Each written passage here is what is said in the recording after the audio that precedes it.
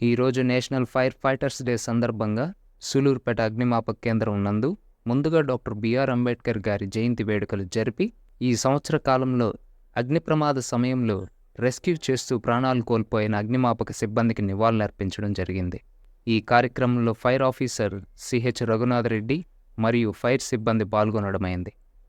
ఎండాకాలం నేపథ్యంలో అగ్ని ప్రమాదాలు పెరుగుతాయని, అప్రమత్తతతో ఉంటేనే అగ్ని ప్రమాదాలను నియంత్రించడంతో పాటు ప్రమాదాలు జరిగినా తక్కువ నష్టంతో బయటపడొచ్చని, అందుకు ప్రజల్లో అవగాహన అతి ముఖ్యమని అగ్నిమాపక శాఖ అధికారులు పేర్కొంటున్నారు. ప్రమాదాల నియంత్రణలో భాగంగా పెద్ద ఎత్తున అవగాహన కార్యక్రమాలు చేపట్టాలని నిర్ణయించారు.